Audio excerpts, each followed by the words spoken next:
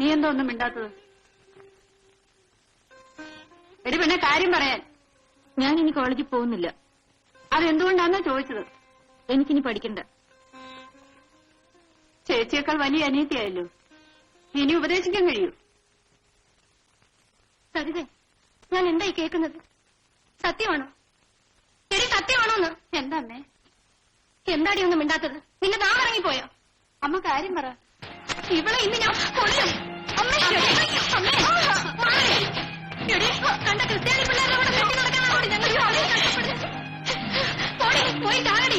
ഇങ്ങനെ ഒരെണ്ണം ജീവനോടെ ഇരിക്കുന്നതിനേക്കാളും നല്ലതാണ്. വരുന്നതൊക്കെ അനുഭവിക്കാനല്ലാതെ പിന്നെ എന്ത് ചെയ്യാനാ?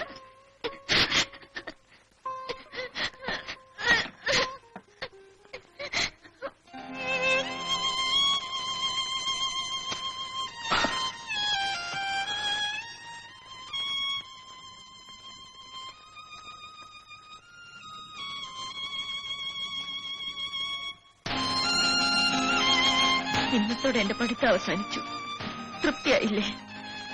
ഇനി എന്നെ എന്റെ കുടുംബത്തെയും കൊല്ല്. എന്നിട്ട് ആ ശവങ്ങൾക്ക് മുകളിൽ കയറി നിന്ന് നിങ്ങളുടെ ആഗ്രഹം നിറവേറ്റ്.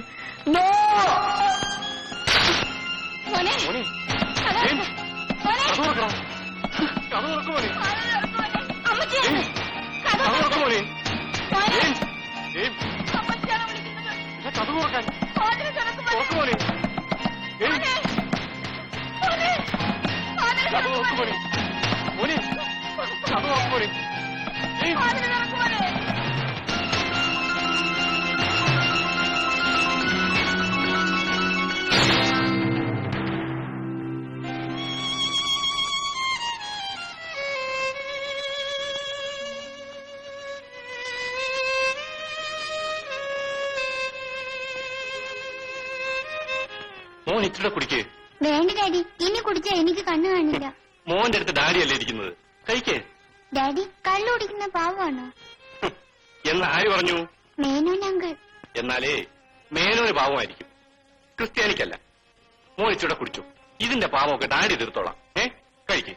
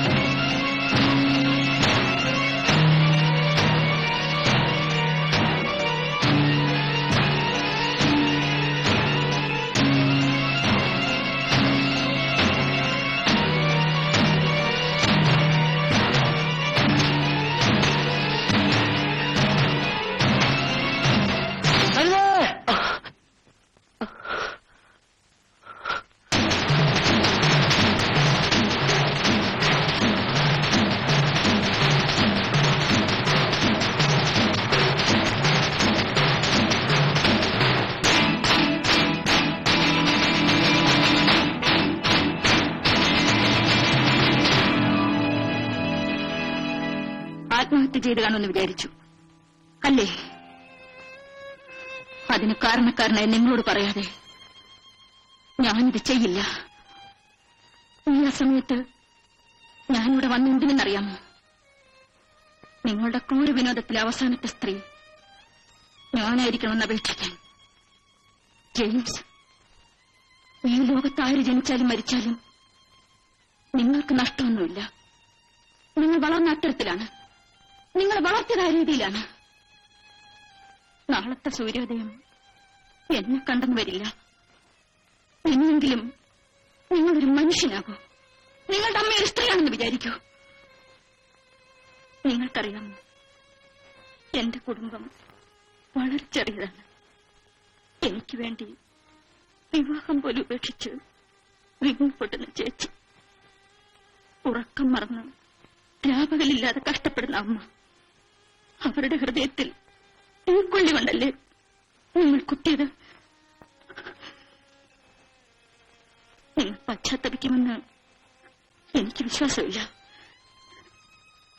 എങ്കിലും പരിശ്രമിച്ചു നോക്കൂ. സരിതേ,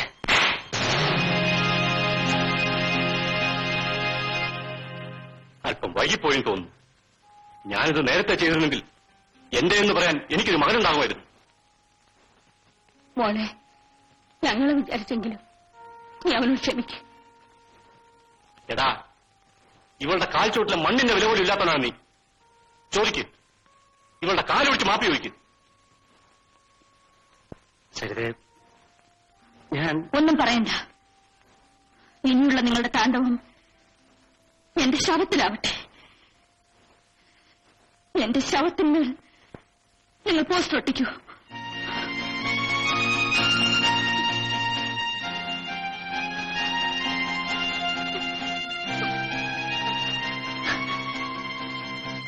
കരയാതെ മോളെ, നിനക്ക് ചേച്ചിയില്ല.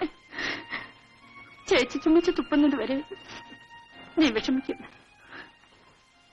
നിന്റെ സ്വഭാവം എനിക്കറിയാവുന്നത് കൊണ്ട് തന്നെയാണ് ഞാൻ ഉറങ്ങാതെ കാത്തിരുന്നത്. അമ്മ ഉണരുന്നതിന് മുൻപ് നമുക്കങ്ങ് ചെല്ലാം.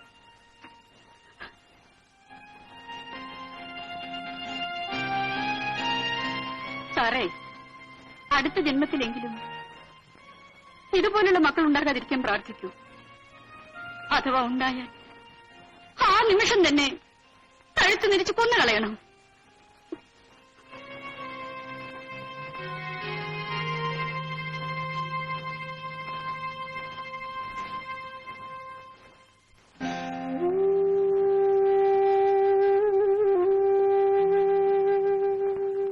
സരിതേ, നീ ഇങ്ങനെ വാശി പിടിച്ച് കിടക്കരുത്.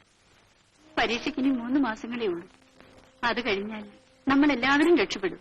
ഞാൻ ഇനി ആ ശവപ്പറമ്പിലേക്കില്ല. ഞാൻ പറയുന്നു കേക്ക്. എന്നെ ജീവനോടെ കാണുന്നുണ്ടെങ്കിൽ ഇനി നിർബന്ധിക്കരുത്.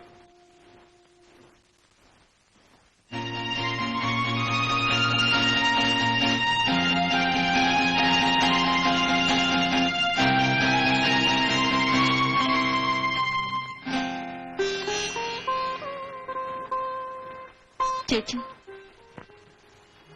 ഇത്രയും കാലം ചേച്ചി എനിക്ക് വേണ്ടി കഷ്ടപ്പെട്ടില്ലേ? ഇനി ചേച്ചിക്കൊരു ജീവിതം വേണ്ടേ?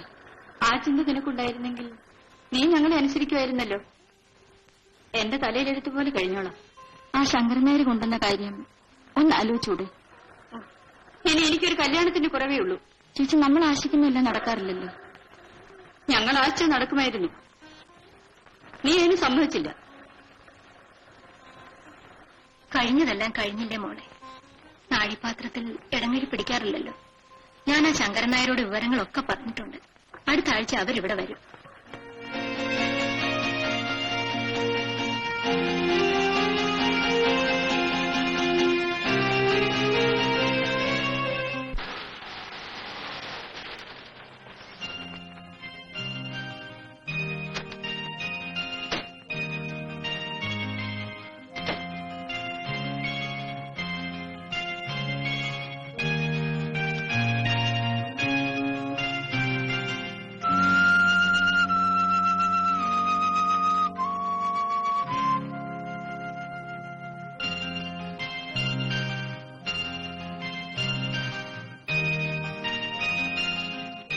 സരിതേ,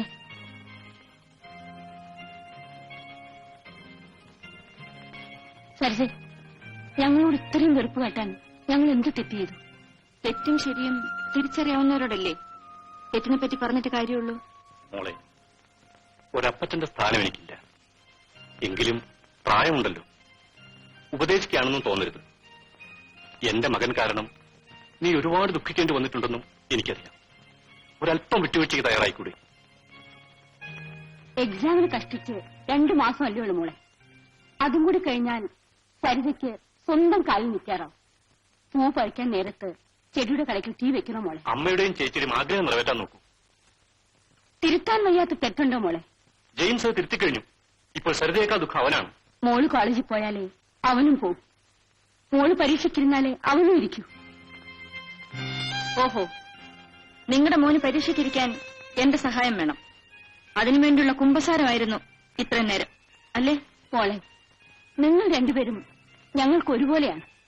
നിന്റെ ഭാവിക്ക് വേണ്ടി ഞങ്ങൾ എന്ത് വേണമെങ്കിലും ചെയ്യും. എങ്കിൽ മകനോട് പറയൂ കുറെ കൂടി പോസ്റ്ററുകൾ കോളേജ് പരിസരത്ത് ഒട്ടിക്കാൻ.